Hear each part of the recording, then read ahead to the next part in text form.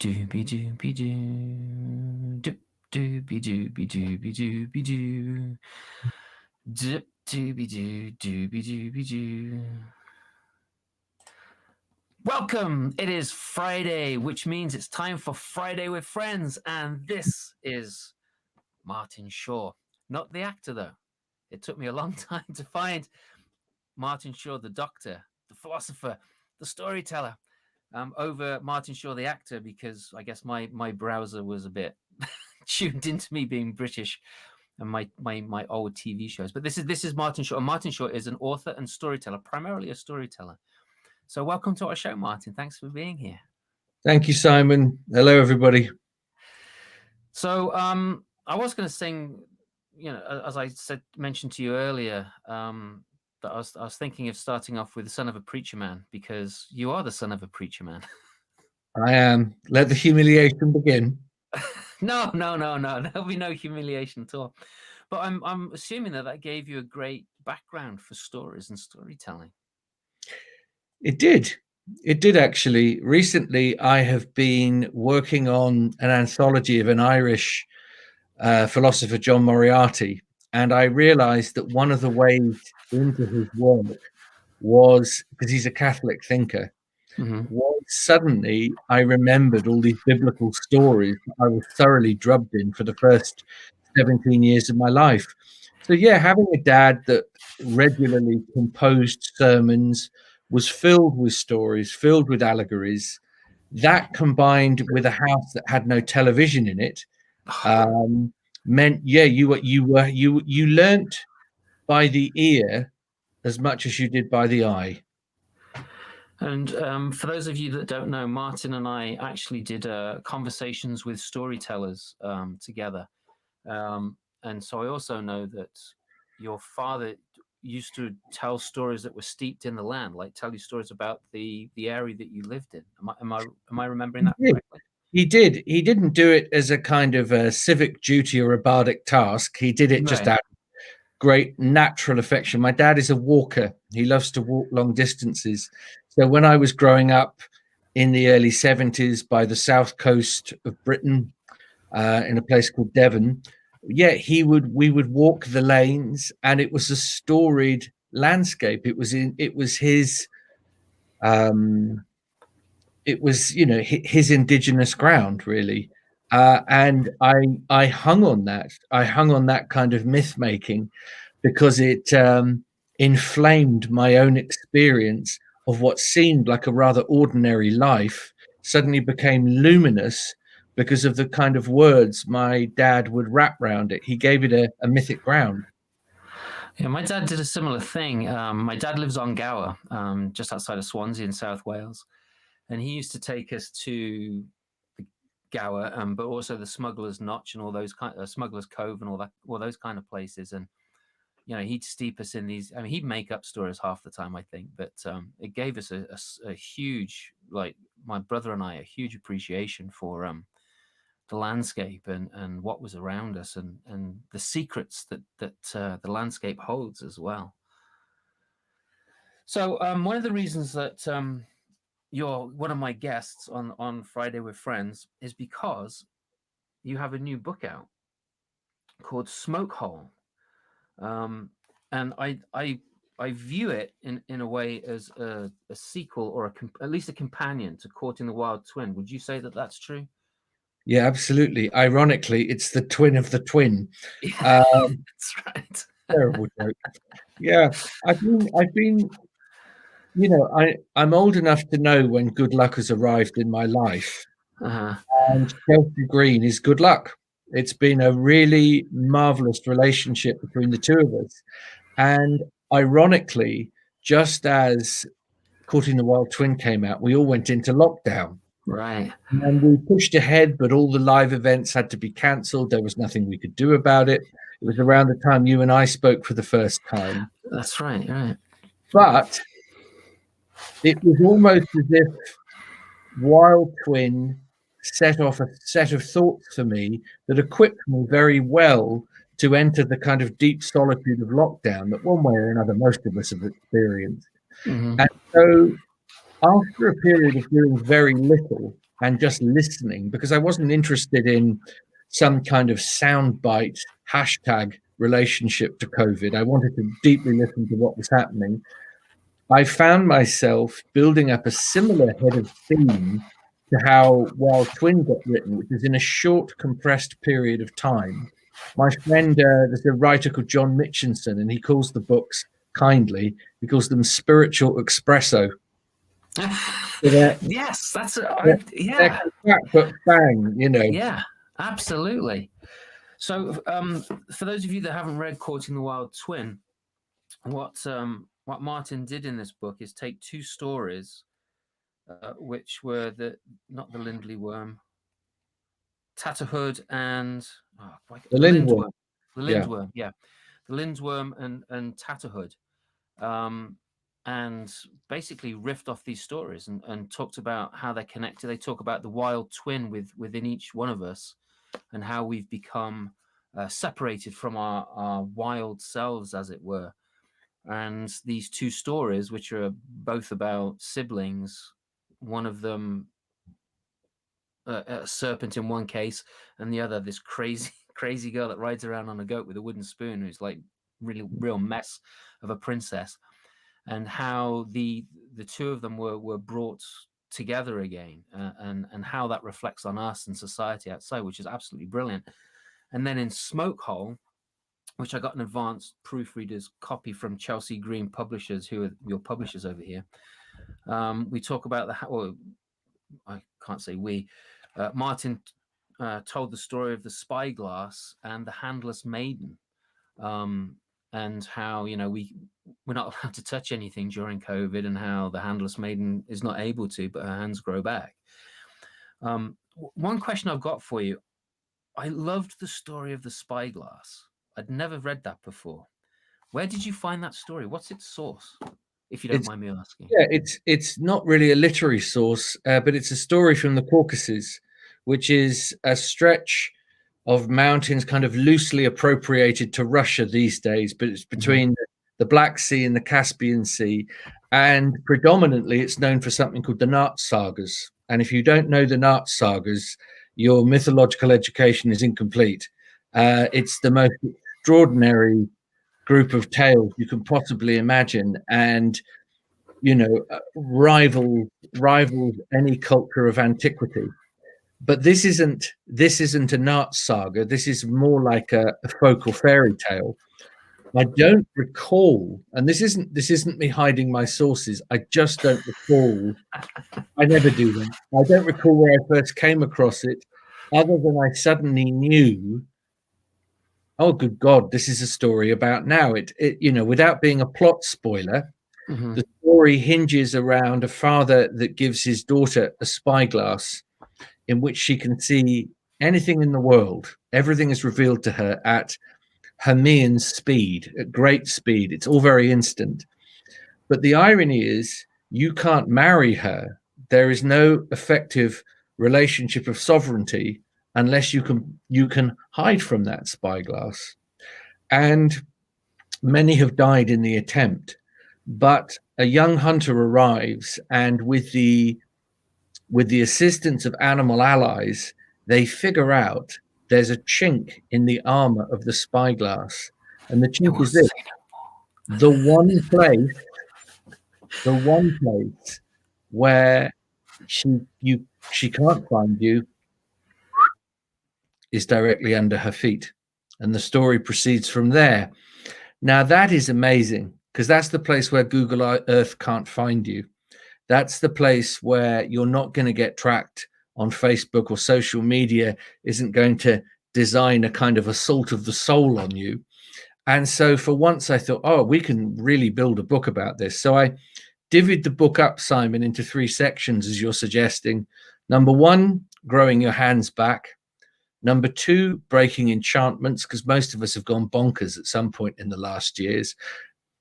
And most of the enchantments we're going through, it's not just political campaigns. It's not just what other people are saying. It's not just being adrift in statistics. It's conversations within our own head. Most of us, we put ourselves into trance states half the time without anybody else needing to get to us. We end up so divorced, we end up getting fake news from our own psyche. Yeah. So number 2 is breaking enchantment. Number 3, which is what you had come to, is kicking the robbers out of the house. And that's really finding and taking seriously, underlined, taking seriously the ground underneath your feet that is really unique to you, your own mythic directive. Yeah, your own story, right? Not the story, Yeah. because I've been working with another storyteller who's also a psychologist, Lanny Peterson over here. She's amazing. And she says, quite rightly so, that we're not born into our own story. We're born into two other people's stories. And then we have to break free of that story that we were born into to create our own. And we can bring with us whatever we want to bring, and we can leave whatever we want to leave. But sometimes it's hard not to bring everything on our shoulders.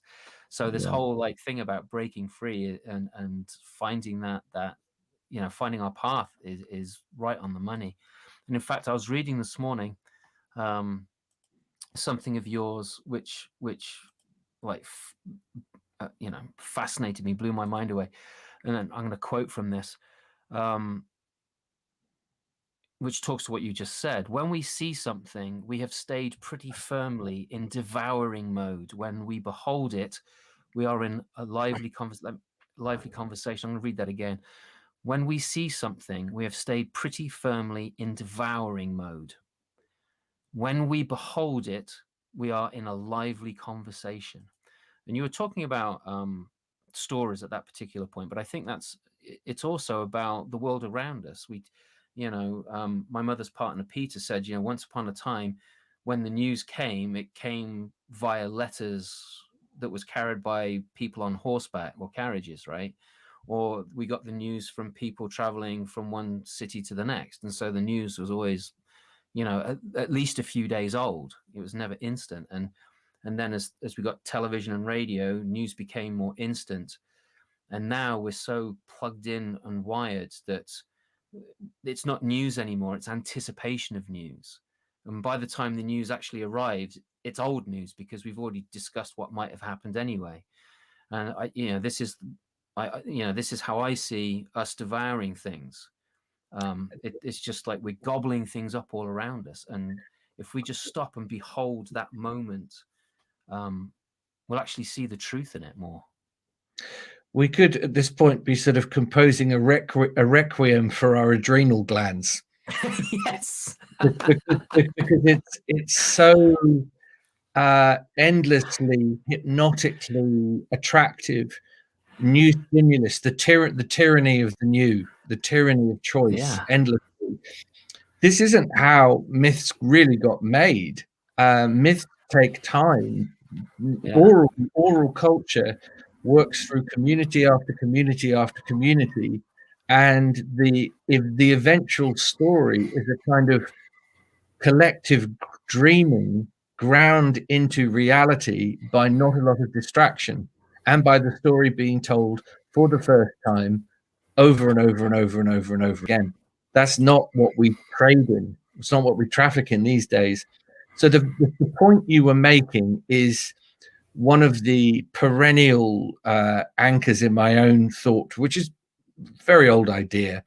When you see the world, you are weighing it up for self-advantage.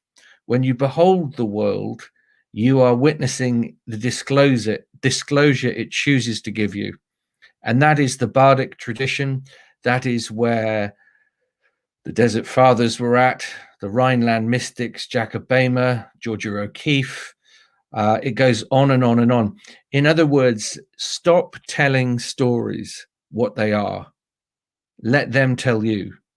And the great travesty in a lot of modern storytelling is that usually it's depth psychology in disguise. And it is basically designed to make an allegorical point.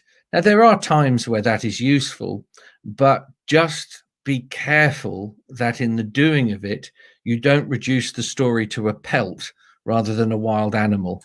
Let it keep talking to you. I totally hear that. I was working on a story called The 12 the 12 Months, a Slavic story. The version that I know is from the Czech Republic, what was the Czechoslovakia. And one of the things as I was, digging into it and looking at it and, feeling out the characters and their motives and all that kind of stuff, was that, this whole pandemic, we've been stuck indoors and we've been jonesing to get outdoors and to be with other people. And I think that a lot of it isn't just to like be with other people, but it's also to be outside and not be around all this crap that we're around. And I saw this as when the daughter Marushka is asked or told to go and gather violets. She goes out. She knows where the violets are planted, and so she goes to that place and finds the meadow. And then she's asked to go and find the strawberries, and she knows where the wild strawberry patch is, so she goes out there. So she's connected to the world around, and then the apple tree, right? And it's, she's welcomed into that group of the 12 people, the 12 figures who are huddled around the fire, the 12 seasons. And they, come on inside our circle, join us, warm yourself up by our fire. And they show her the magic of the wilderness, as it were. And I think that it's, when you look at that story today, as we're all starting to be able to come out and like not Zoom as much as we used to in the last 12 months, it really I think it really speaks to that. Yeah. Do you have anything to say about that? Well, yes, I have. It won't seem like it's related, but I promise you it is. Okay. And this is very much something I think anybody interested in oral storytelling will relate to at this moment.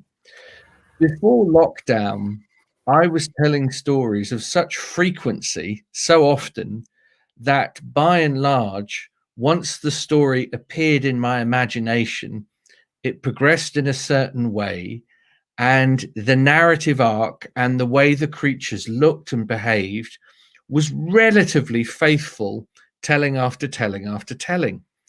Now, what happens, of course, when you've had a hiatus like this, is that I've just recently started being out in public telling stories again. And the stories are reluctant to be told. They've got hurt feelings. Why haven't I been in your jaw for a year? They're not interested in COVID. Yeah. They just know you're not functioning effectively. So I have to reimagine the stories again in public. I don't rehearse as a storyteller. Although I like storytelling that has sometimes a kind of incantatory quality, it's not what I do. That means that until the triad of the story, the imagination of the community listening, and the teller, until that triad comes into place, not a lot happens. So terrifyingly, I can't really rehearse. But what's happening is if I tell a story now, I'm having to re-behold it all over again, not re-see it, but re-behold it. And so one of the things I've been saying to folks that come is, couldn't this be a moment where we all do something like that about our own lives? Up until COVID, we were all to some degree on repeat. A lot of us had been doing the same things for 20, 30, 40 years. This could be a moment to re-behold it again and do that kind of imaginative labor, see some other possibility. I always call it the blue tail in the magpie's feathers. You look at a magpie, it's black and it's white, but when you really look at the tail, there are these blue feathers. That's what great storytelling is. When a story has it's this way or this way, not a lot is going to happen. That becomes a tablet of stone. But when a story has a blue feather language in it, when it offers a third Hermean option, that's when everybody gets excited, because suddenly anything could happen. Yeah, no, I totally agree with that. And that blue is iridescent too. It's a gorgeous blue. I actually made a fan. Well, I lived in the New Forest when I worked at the youth hostel in Burley, and I found a crow's rookery. And I also found a bunch of feathers on the ground that weren't just crows, but they were magpie feathers as well. And I made a fan out of it. So the back part of the fan are all crow feathers, and then the front side of the fan is including the smaller iridescent blue magpie feathers. It's amazing. They're incredible birds. But yes, yeah, that third option is so important, I think, because people, otherwise you become preachy, and it's like, well, I don't agree with that. Whereas if you can tell the story with that third option, right, it makes people think a lot more. I think it makes people think about the story a lot more, or about themselves, or it puts, at the very least, it puts like a little seed in their imagination that makes them, it might turn into something else, it might grow into something else as time passes. Yeah. So There's certainly if a, they hear it multiple times. there's a very senior British storyteller called Ben Haggerty. Yes, I know, Ben. Yeah. Ben, I think this is the tale he told me years ago. I think he was in Brooklyn, he was in New York, giving a story, and at the end of it, a young girl, it was in a school, came up and said, "What have you done to my head? What have you done to my head?" And and the genius of storytelling, effective oral storytelling, is that you really only give the mildest, the briefest of descriptions, because what you're really trying to do is get the imagination of the listener functioning. And if you say, "Sweat poured from Malcolm's head as he gazed miserably out of the window," you can be sure that's not oral storytelling. That's the kind of narrative you get in a modern novel. And you are aware something is not quite working. I like modern novels, I read them all the time. But what Ben did, and what I think great oral storytelling does, is it gives you the bones of the thing, very brief, compressed descriptions, and your imagination is forced to function in a way that it doesn't when you're watching a movie. Because when you watch a movie, you can freeze frame it, and it's the same every time. It's never going to be the same with that kind of storytelling. So that gives it a kind of radical libelous agency, and that is why storytellers are dangerous. It's a great thing because wherever you go in the world, no one. Stalin never said, "If there's one thing I can't stand, it's a good story." Everybody wants to hear a story, and nobody thinks they're the bad guy. No one thinks they're the bad guy. There's always a reason for their bedevilment. So I get into the most extraordinary places because people think I'm a benign figure. Well, storyteller, what could possibly go wrong? Bring him in. And then, of course, we're into the business of, a revolution of the soul. But I would encourage everybody listening to this, if you're a storyteller, keep the name. Don't call yourself a shamanic practitioner. Don't inflate it any more than that. If you go in as a storyteller, it's as if you put a little cloak over your magics and great stuff happens. The invisible cloak on our 7 league boots, right? Yeah. Yeah, and Jack Zipes, I haven't read this book yet, but it's on my shelf. Jack Zipes wrote that book, The Subversive Storyteller. And it's yeah, it really is. It's like we can go in anywhere and we can tell any story, and people can take all sorts of messages from it. And they can also, you can also get preachy with it as well, which I don't like doing. I started telling the story. What was it? It's a Panchatantra story. And it's about the lion who looks at himself in the well. The hare comes along and tricks it. The animals are supposed to feed themselves to the lion because he's so arrogant, and the hare's like, "I'm not having this," and so he leads the lion to a well and says, "There's a bigger lion down there. That's why I was late. It delayed me in getting to you. I'm sorry." And the lion jumps down. And I told this at one of the few live gigs that I did outdoors last year. There's like 45 feet between me and the first person, and everyone's got their masks on. I'm the only one without a mask on. And as I start telling this story, all of a sudden I'm thinking that lion is Trump, right? And I was like, I can't tell this story now. It's become too preachy at this particular time, and I don't know. I just love it. What we do, I think, as storytellers is freaking awesome. But you're really into you're into Lorca, the poet Lorca, right? How did you get into that? I've probably been, I'm sure I've said this before. I grew up in a house without a telly or a car or all usual distractions, but there were lots of books hanging around. There was enormous amounts of folk tales. My mum's a painter. My dad's a preacher. They're both musicians. My mum plays bass in her 70s in a rock band. My dad's the drummer. They're very cool. And so good stuff was just always in the mix. I remember reading To the Lighthouse, when I was maybe 11. I was always interested in it. People like Ted Hughes, the poet, which has been huge for me. He lives a few miles in that direction. Robert Graves lived a few miles in that direction when he had an early draft of The White Goddess, which he called The Roebuck in the Thicket. So it's just in the air down here. Now, Lorca is very special. And actually, I'm glad this is my little book, Lorca, Courting the Dawn, poems translated by Martin Short. And interestingly, a wonderful and quite well-known scientist from Schumacher College called Stephen Harding. For about 6 years, we worked on these poems, and in a little shepherd's hut, and he'd bring a flamenco guitar, he'd sing in Spanish, I'd work on the English. Maybe I could read you one.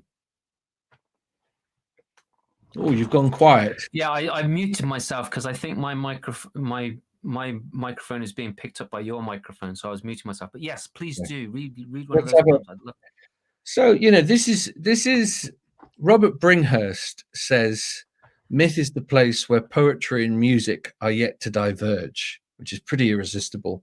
So here's a bit of poetry. This is Lorca, Summer Madrigal. Estrella, you gypsy, crush your red mouth onto mine. Below noon's bright gold, I will bite that apple. In the greenness of the olive grove high on the hill, there is an ancient Moorish tower, the colour of your peasant flesh, which tastes of honey and the dawn. You offer me in your sunburnt body divine food, which flowers the sleeping riverbed and gives stars to the wind. Brown light, why do you give me, full of love, your lilied womanhood, the murmur of your breasts? You were with me, my murderous love. You were goddess of the forest. Your kisses smell of wheat parched in summer sun. Confound my eyes with your song. Let your hair fall down solemn, like a cloak of shadow on the meadow. I know you never loved me, but I loved you. For your serious gaze, like the lark loves a new day, if only for the dew. Estrella, you gypsy, bite your red mouth to mine. Under a clear noon, let me ravage that apple. Hot stuff. Oh my gosh. Yeah. You want to, Rumi says, learn words by heart because they die of cold on the page.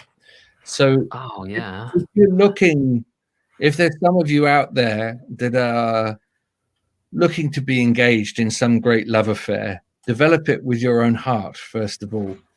Don't worry about anyone else, but learn language like this, and it just culminates and keeps warm something unvanquishable in your own heart. Yeah. So Jane just asked the name of the poet again. That's Lorca. Is that Lorca. Right? L-O-R-C-A?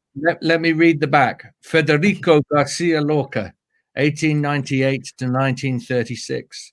Regarded as one of the greatest poets of the 20th century. Amen. And a difficult task to translate from Spanish to English. His essential darkness, passion, sensitivity to magic have sometimes been hard to capture in linguistic migration. But these translations from Shaw and Harding carry an unruly cast of Lorca's duende spirits into the sometimes restrained northern tones of the English language. Translations are never as good as the real thing, but we do our best. We do our best. I stand by that little book. It was a delight to make. It took forever. Yeah, well, you said six years or something like that. You worked on that. It did. It did. It would sort of come and go. It was like a signal, like a Morse code. You hear, it's like, oh, it's time for us to work on Lorca. Then it would go silent again. Then we would time to do our work. We didn't hurry it. That's the thing. We just put it in a drawer and let it wait. I think in some ways that's I can imagine if you tried to do it in one sitting, metaphorically, if you tried to do it in one sitting, it might get a little stale, or you might get a bit route about it. Yeah. Whereas like dipping and diving in, it's always going to be fresh. I mean, that was beautiful what you just read. That was Thank just you. gorgeous. I'm reading Hughes myself right Oh, now, yeah. which I'm Yeah. really enjoying. Yeah. Good. Yeah. Good. You'll find he's usually called Hafez, Okay. but it looks. I know it looks like Hafiz. So don't. There's no. I'm not scolding you. No, that's fine. Yeah, and if you look particularly again, we're back down to translatory issues. Look for a book called The Angels. I think it's called The Angels at the Tavern Door, something like that. And it's translated by an old friend of mine, the late and incredible Persian scholar Leonard Lewison, and the Norwegian poet Robert Bly. And that I didn't will, know he was Norwegian. yeah. Ah. Bly was and is Norwegian. He's still alive in his late 90s. He was second generation Lutheran farming stock up in Minnesota. He was a farmer's boy that ended up going to Harvard. He was educated with just another couple of kids. This is probably his siblings. He went into the Navy early in the Second World War, came out, Harvard, went to New York, became a terrible introvert, went back to the farm, does his work, starts an incredible poetry magazine called The 50s, which kind of said there's been a wrong turn in American poetry, and was a total pugilist, and went out and just kind of cut the heads at that point of all the literary greats and said something new has to happen.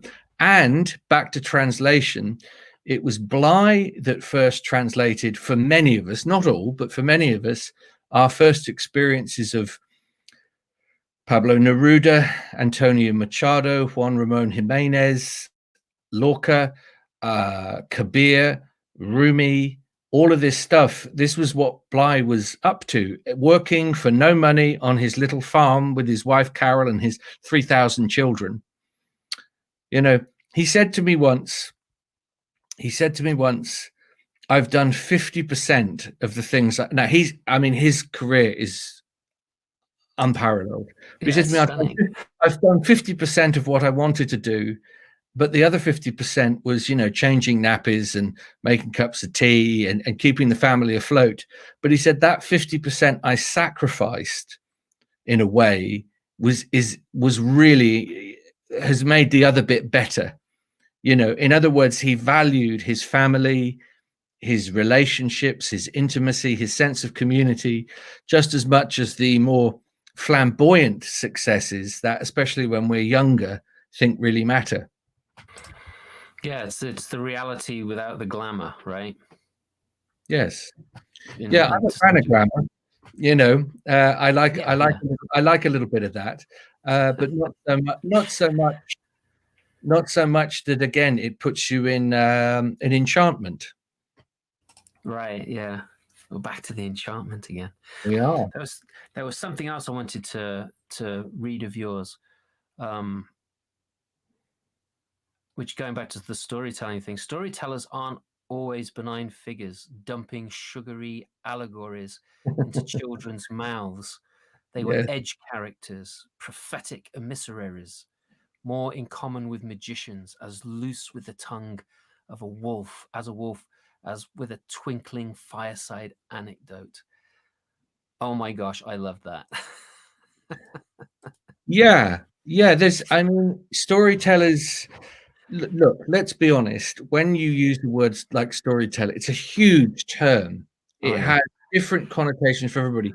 So anybody who's listening to this, losing their stirrups over my particular opinion on it, you don't have to take it seriously. It's just my opinion. It's no more valid than yours is. But I do feel that there is a case to be made that storytelling is as extraordinary and elevated an art form as, you know, dance, theatre, anything else Yes. you might come across. But in my experience in this country, storytelling tends to go rather like the folk music tradition. Mm-hmm. It's a little marginal, it's off to the left, and if you're not careful, it's almost more like a reenactment fair or a revival rather than something happening in the room right now. And Yeah. that's what I'm getting at. And I'm also not claiming to be a great practitioner of what I've just described, but I know it's real. The first great storyteller I saw was a man called Wallace Black Elk, who was a Lakota Sioux medicine man. And he used stories he would isolate where someone was ill in their anatomy, and there would be a story for that condition. So you're into medicine. Story as medicine, not just as, you know, light entertainment. Yeah, no, I'm a big believer of that too. I mean, you know, I mean, you've probably had this. I mean, I don't think there's anybody who's watching this, listening to this right now, who's a storyteller who hasn't yet had someone come up to them and say, "Thank you, I really needed to hear that story. It has done X, Y, Z, and I have seen this problem, this issue, whatever it is, in a completely new light." And thank you. You know, I mean, how many of us have not? I mean, we've all had that. I think if we're doing our jobs right, for sure, for sure. Storytelling is me. Yeah. So we got some comments here, and what I did want to mention is Misty Mator, who's out in Utah, said that 50% sacrifice. That 50% I I hear it. Yeah, sacrificed for the other half that's it. made the other half better. It's very encouraging to her. She has 4 kids. Well, let And me I know just, that's not a huge yeah. amount, but for this day No, and no, age, no, no, no. Four's plenty. yes, Misty, it is. my sister has 7. Oh, Uh, wow. I only have 1, and I know what that's like. So, courage to you, and all the goodness you're putting into those kids. Keep going. Yeah, Misty is one of those people that you know, she baffles me. She has 4 kids, and the amount of work that I know that she does is But phenomenal. She's just a human dynamo. So great. yes, so we got all sorts of people. It's great. Oh, Misty Mate says she's in PA. Why do I think you're out in Utah? I don't know, but yes, and Lisa Wilcox. Oh, I think she's correcting me there, right? Truth. Nothing nicer than getting a ticking off live on air. I know. It happens to me all the time, which is fine. I can take it. So, I was looking at some of the other things that I wanted to talk about. Oh, so your Smoke Hole actually became a podcast, which I didn't realize until Yeah, this morning. it did. Yeah, Yeah. yeah. And I'll put that link into the chat because I Oh, listened please to. do. Please do. Do you know something I realized, Simon, as a storyteller? I realized over lockdown, I've been shouting for 20 years. Basically. I've been Yeah. shouting because I can be in front of anything up to about 600 people unamplified. And it means that you're always using those adrenaline ducts we just described. You're always bellowing. And that creates a certain kind of energy, but it's not always that subtle. Yeah. And one of the things I realized quite honestly over lockdown was that I was rather tired of the boxes I tend to be put in. And when I came out, I wanted to explore different registers of my own personality. And the thing about a podcast is that it's very intimate. I don't have to raise my voice. The wonderful thing was I was in a meeting with Chelsea Green and Matt Haslam. They're all my sort of pals now. It's wonderful. Matt Haslam and Rosie and Hashita and Muna and the others, they were all saying, well, what about would you be interested in having a few conversations? And I said, yes, that's exactly what I want to do. So I ended up talking to a rabbi. I spoke to a comedian. Next week, it's John Densmore from The Doors, an old friend of mine. I spoke to Mark Rylance, the Oscar-winning actor. I spoke to Natasha Khan, incredible musician, just to start to inhabit. I'm going to be 50 in October. and it's been a decade of work. You know, I've written maybe 10, 15 books or something over this decade, beginning with Lightning Tree. And I want to stay curious and alive to what I'm doing. And I petition that we all do that. And so the podcast has been a great way in. I mean, I gave no thought that if anybody would listen to it, but they have. I have some ideas for the future, although we're coming to the end of it for now. Yeah, it's the Smoke Hole Sessions, and I've loved every minute. And it looks just like this right here with the Smoke Hole Sessions written on it. So yeah, go look that. I did put it into the Facebook chat so people can go and find that. I listened to the introductory one, which didn't expect anything less of that, and I only got like halfway through, 3/4 of the way through with the Irish comedian. Tommy Tierney. Tommy Tierney. Yeah, who's laugh out loud funny. I've seen some of his work on YouTube and love it, but I got a completely different aspect of his personality and his character with that podcast. And did you say, Simon, that children listen to this podcast on occasion? Well, sometimes they do, and they're in the background listening to it. Yes. Well, here's a true story. It's slightly rude, but children will like it, and parents won't mind their children hearing it. It's a true story. Okay. Tommy has lots of kids. Also, he has 6 children, and he has a kid called Theo, who's young. And in the middle of lockdown, Theo ran into the house and he said, Daddy, I've done it. And he said, Theo, what have you managed to do? And he said, I've got 4 fingers up my bottom. And I find that amusing. I think it's a wonderful feat. But as Tommy said to me, what disturbed me was that he had to come into the house to tell me where in the locality of Galway City had little Theo been running around developing his derriere technique. So that's for all the kids. You might want to try it. I don't know. Anyway, as we say, no, I'm not going to try that. Oh my gosh! So Misty has great. Okay, Misty, I'm going to tell another kid's story. Okay. I was in a car once with a guy's kid. He was in the back. He was about 5, and he just reached forward and said, "Do you mind if I smoke?" That was brilliant. That's the kind of child I like. There was another little boy I knew called Kai, and Kai developed this strange habit when he was around teachers that were being impatient with him. He'd look up, and again, he was about 4, and he'd say, "Be patient, my bride. Be patient, my bride." When my daughter was young, I taught her this phrase. I said, just say this whenever you're around adults. Just say this and it will freak them out. And I taught her when adults would saying, "Oh, how are you doing?" And typical adult stuff, she'd just very quietly say, "There's a lot of grief in the room."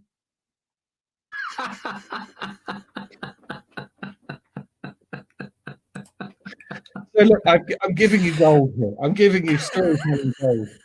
Theo managed to get 4 fingers at my bottom. There's a lot of grief in the room. Do you mind if I smoke? Be patient. Oh my gosh. So I'm gonna ask Misty a question right now. Has Rhino ever? I'm hoping that he wasn't in the room when he heard that, because I can imagine that he's the kind of kid that's gonna go away and try that. Oh dear, what a lot of grief. Yeah, we got some comments from that one.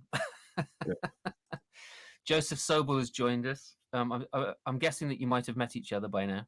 Oh yes. Hello, Joseph. Great story. So, yes, they don't use sound systems so much over here.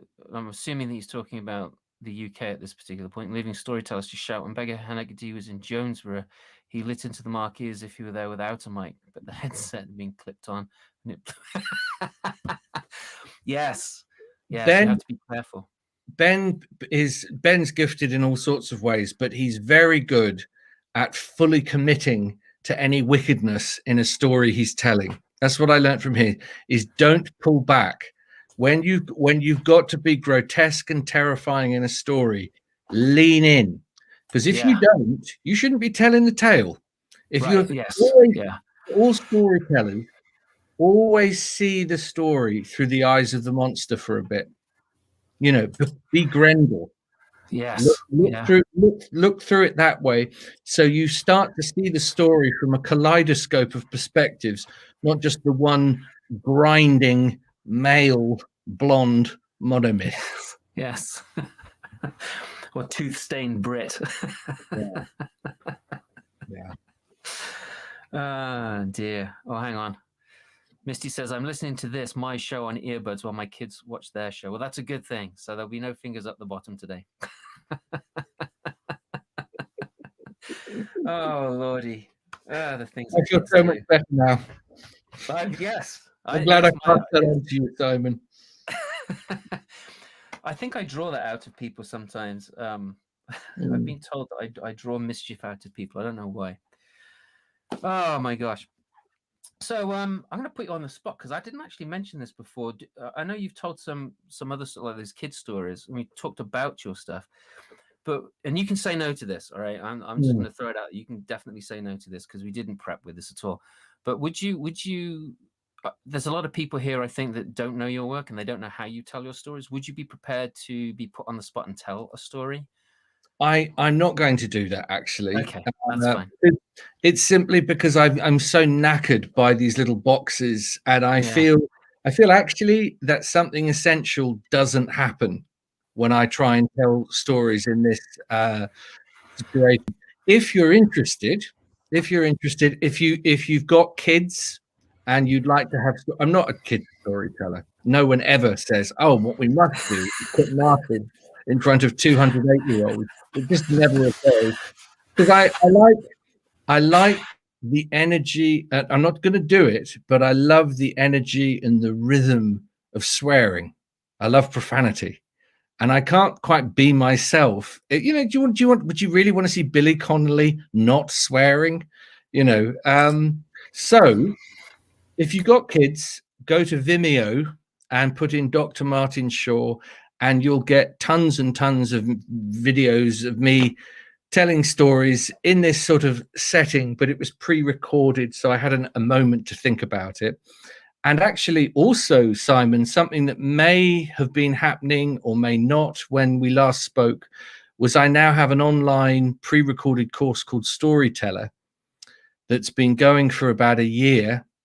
And I'm pleased to say we've got, I think, 1,400, 500 people doing the course. Is this the mystery school? That's it. Yeah. So, I'm one of those people that signed up. Actually, I haven't done it yet because I signed up right before or just as COVID hit, and I was just scrambling to make money at that particular point and reinvent myself so that I could, not starve or the rest of it. You know, I think we're all doing our best with technology, and I'm realizing I have to say that there are some things.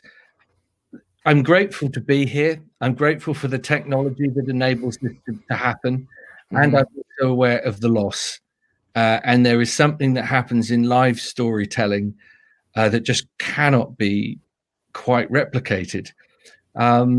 Today, we announced the new school dates for my school in Britain, the School of Myth, and we were inundated with requests to do it online. And I know why, and I'm sympathetic to it.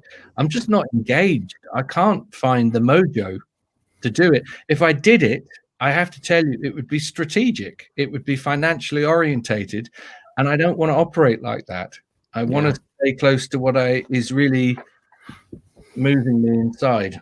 And so hopefully, folks, I'll come to you at some point in the future. Yeah, we had a little chat beforehand, and I'm going to do everything that I can to, when Martin does come over here, and I'll talk with Chelsea Green Press as well to see if there's anything I can help with. We'll try and get you at one of the festivals over here. Not that I have any clout at all, but if enough of us make enough noise, then maybe something good will come of it.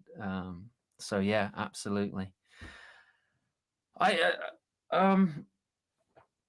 Yes, I go back to swearing and Billy Connolly. It's I think when I've heard you interviewed, you talk about a lot of different sources of inspiration for you, not just other storytellers, and I found that for me as well. And I found when I've done research for my stuff and my craft, I've looked to a lot of comedians actually, like Billy Connolly, who you mentioned earlier, an amazing Scottish comedian. Robin Williams, when I was in my late teens and, when I was watching Mork and Mindy on TV, and then I found him doing his live stand-up stuff. I found him an incredible inspiration. And when I look, I pulled, who was I pulling up the other day? It was some comedian from that era, like it wasn't Bob Monkhouse, but somebody like that, not the one-liners, but a storytelling comedian, maybe Jasper Carrot or something like that. And I found that these people have subconsciously, because I haven't seen these people since I was a kid, they've subconsciously affected how I work and how I deliver my, my craft, which I find interesting. It was only a couple of years ago that I'm reminded now, you mentioned Joseph Sobel. I saw Joseph doing an amazing play on the early life of Yeats. And what you have in that show is his major chops as a musician. Oh yeah, His, phenomenal. his power as an oral storyteller, but also that's spilt into theatre. It's spilt into a wider dynamic of, well, this is storytelling, this is theatre, this is music. That's healthy. That's a credible, good thing to do. And so actually with you looking back, Simon, and going, you know what, I'm more than just the influence of traditional storytellers. One of the things about podcast, the moment I'm researching the origins of hip hop and its relationship to the Epic of Gilgamesh, that's the kind of thing I'm interested in. Why not? Why not? Or the troubadours and the case for Lana Del Rey. I don't know. I've got all sorts of things, which I think is just you get to middle age, you've got to be natural about who you are and where you come from and what your story is. And the bits that don't fit, the bits that you're trying to conceal are the very parts that actually really have the spark. Yeah, I totally agree with that. I wrote basically, but both short story. Both of my kids studied Gilgamesh at middle school in 6th grade, which made them about 11, right? And I saw the books that they were using. They were awful. They were like the most homogenized rubbish that I've ever read for something like Gilgamesh. And so I basically went to their social studies teachers and said, I'm going to rewrite it for you.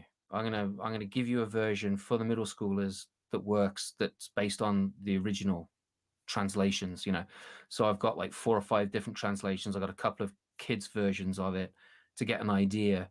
And I wrote it. And one of the things that I did with the book version of it, I gave some exercises, and I have the kids like write a poem about Gilgamesh or do it as a rap, because you want to get kids engaged. And if they can identify with that kind of stuff, why not make it a rap? I mean, it's Ella Fitzgerald was doing it, right? So why can't the kids today do it? Yeah, I think opening these different gateways up to kids and to get them interested in these stories is so important, because they, when they're taught at school, it's just, well, this is just boring old history that's not relevant. And it's like, well, the story of Gilgamesh isn't really like that. It's a story of redemption. It's a story about this tyrant who has to be tamed by someone that has been tamed to find his true soul and to find his, to become disenchanted, right? To lose that enchantment, that glamour that he's covered himself with, and to become the real person that he is underneath everything.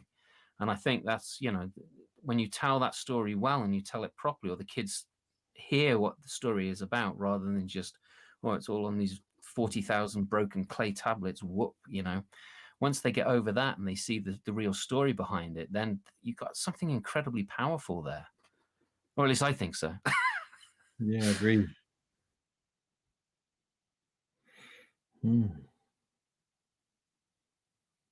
Have you gone again? No, I was trying to click on it. I'm just okay. Yeah. So anyway, yeah. So we got a comment from Rachel Hedman saying, "Yes, Joseph Sobel does have many talents." Darn him! Very talented guy. Yes, yeah. Somebody said that Richard. No, it wasn't Richard Pratt. It was an English comedian from a long, long time ago. But he does do good storytelling, as Kristen Pedamonte said. Yeah. And what else have we got here? We are each a multitude of influences and influencers, I think. And then Kristen also said, absolutely, meet students with art forms that resonate and engage. Yeah, right. And they see themselves. Absolutely. And then Misty just, went overboard. Well, Martin, have you got anything to add? Do you want to say any? There is actually one thing, because I held this book up. I don't know if I did hold this book up yet. The Night Wages. So I've read this book, and the reason why this is the second Martin Shaw book that I read. The first one was Courting the Wild Twin, and when I read that, I was like, oh my gosh, I've got to read more of this stuff. And the Night Wages, because I couldn't decide on all of them, is about your trip with your daughter. And it's not just steeped in myth or biographical, but there's also this like surrealist kind of style of writing. And this is kind of like going back to what you were talking about, the multifaceted person that you are. I can't remember what the words that you said, but somebody commented on it somewhere here. Anyway, it doesn't matter. It's like we're not just storytellers. We're all these other things as well, right? And I think that this Night Wages, because by the way, guess who did the artwork? Yep, that would be Martin, right? Did you do this artwork as well?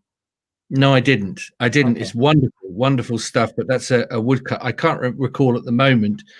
Although no, I can. Let's do this properly. Look at the book. It'll say in there. So let me show you the artwork for this. Cover design by Luke Bird. Cover illustration by Block Forest. So it's like almost like a woodcut. Incredible stuff. It's outrageous the love and attention and care that Chelsea Green give their books and their authors. Actually, amazing. Yeah. But that's really cool. Tell me about the Night Wages, because there are illustrations in here as well, and you've done all of those as well. So you totally are a multifaceted person.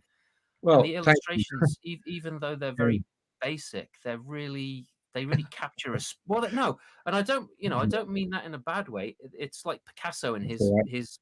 They're drawn with charcoal. I'm somebody oddly in life. I'm more attracted to sketches most of the time than I am paintings. If you know who the painter Cy Twombly is, I like Twombly's stuff, but people will say, oh, it's a child's daubings. I challenge you to make it. Yeah. So it's one of those things.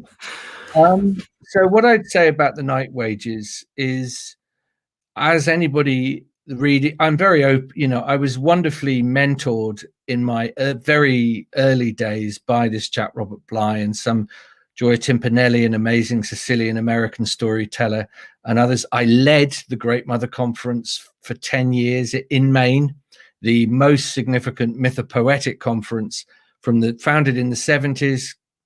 Bly got it going. He gave it to me. Joe Campbell taught there, Malidoma Samay, Marion Woodman, Martine Prechtel. It goes on and on and on. So I had I was in the furnace for a decade. But my root system is not those American teachers. My root system is here. My root system is all kinds of poets, philosophers, Gaston Bachelard, all kinds of thinkers. And I'm in a different ground now. I'm all grown up. And I paid a debt early in my early books to, as one should, to the ancestors. You're standing on the shoulders of giants. And I am, just like anybody else's. But at this point, there are moves I want to make and places I want to go that are what I would call more prophetic than pastoral. So a book like Smokehole, which I love, has handrails in it for someone that is new to the area. It has commentary in it, what you would call secondary sources. But I'm also the guy that fairly recently went out into a forest for 101 days and did nothing but sit. So that, and what the information that comes from that is not as digestible. And for me to function like all of us, you're thinking about a very famous poetical quote, we contain multitudes. But my thought would be biblical as well. Maybe we contain legion. You know, if you know that biblical story, you know, Jesus putting the spirits into the pigs, there are darknesses in us as well. And the wonderful thing for me about storytelling is that it has given me the most wonderful art form to explore and articulate warring influxes within myself. That sounds pretentious, but it's the truth. And I know we're pretty much at the end of the road now. This is what I'd like to say to everybody is if you're working in story, thank you for doing it. Keep going, dig in to whatever you're really intrigued in. And I just think it's the most radical, wonderful art form that still hasn't quite had its day. And I just want to, you know, that's what I totally agree. We had that renaissance back in over here. It was in the 70s and the early 80s where it started to blossom and bloom, and everybody was a storyteller. And now we've got the moth over here, you know, the personal narrative. And I feel that, you know, we have to get behind the cart of mythology and folk and fairy tales, because that's the root of everything. That's, you know, you talk about your roots. It's like, you know, my roots are in the Malvern Hills, you know, in Worcestershire and South Wales. You know, my parents were divorced, and so I spent a lot of time in South Wales and you know, the Brecon Beacons and all that area. So my roots are in that ground very firmly, in the mythologies and the stories around those areas. And I think we really do need to like get behind that cart of folk and fairy tales and mythologies and push it and bring it to the front again, because we do need that. I mean, one of the things, again, I'm going back to this article that I read, and I'm going to put up this thing again. So if you go to drmartinshaw.com and go to essays, there's this really interesting essay which is called Small Gods. I didn't need to look that up. And you talk about, you know, what there's too much glamour going on, and we need to strip away from that. We're looking for the new story, right? Is what you said. We're looking for the story that fixes everything. And we don't need to find the story. We already have the stories. And those are the ones like the Handless Maiden, like the like Tatterhood, like the telescope, the spyglass. You know, those are the stories that we need to be telling each other as well as the kids, you know, and to make them, you know, to make us understand what we're going through. But anyway, I'm preaching to the choir. It's not that new stories won't develop. It's not that we're on some sort of nostalgia trip. That will happen organically. It'll happen because when humans imagine, they imagine in story. We've always done it. It will continue. What I think a lot of us storytellers are doing, though, is saying, you know what? A lot of what is going to happen in the future has already happened. Yeah. I talk about things in the distant past because I know they're in the future too. You tell a story from 3,000 years ago to prepare something that could be coming down the line. That sounds mystical, and maybe it is, because really storytellers don't tell. By and large, we're not interested in straight lines. Plotinus, the great thinker, said the soul travels in a circle, and that's why these stories, as a storyteller, I talk about bone memory. Yes. I say skin memory, flesh memory, bone memory. The great tellers traffic in bone memory. When you're younger, you do a lot of skin and flesh stuff because it gives you an instant connection to your audience, because they go, oh, yes, he mentioned Public Enemy, or he mentioned, you know, the Ramones, he's hip. And then over time, life batters you to a point where you go deeper. And actually, you asked about the night wages. That's what that is. I'm at the end of my 40s. It is no secret I'm interested in keeping that the 40s were hard for me. They weren't in public, but behind the scenes, it was murderous. And there comes a point where, like Odysseus trying to get back to Ithaca, your raft is in bits, and every plank you're holding on to is a story. And me and my kid were holding on to those planks of story to survive that. And I encourage everybody to think about those stories that really energize and restore you. Funnily enough, and then I must go because I can smell the venison is ready in the oven. talking again to Ben Haggerty years ago, he was aware, I think, that it was a difficult time for me. I remember him saying, go back to the fairy tales when things are really, really difficult. Some of the big myths are so abstract, so extraordinary, so lofty, you can't taste them between your teeth, but a fairy tale will do it. And one of the reasons why Smokehole and Courting the Wild Twin is they're the stories I chose to put out in my collaboration with Chelsea Green, is because they're stories for everybody. They're not culturally inappropriate. Fairy tales are a commons of the imagination, and anyone, a glass is raised for anyone that walks through the door of a fairy tale, and they're packed with protein because they have never been regarded as serious enough to be completely polluted, but by what we regard as classic literature. And a lot of the people that kept that tradition going was women. It was mothers and grandmothers telling their stories to children. And the women sitting around weaving together and sewing together. Of course. Yeah, of course. yeah. Well, Martin, talking of protein, I won't let that venison burn for you. All right. Take care, mate. Thanks so much indeed for being here with us. Massive kudos from our audience here. They've been they've really appreciated what you've brought today. Bless you.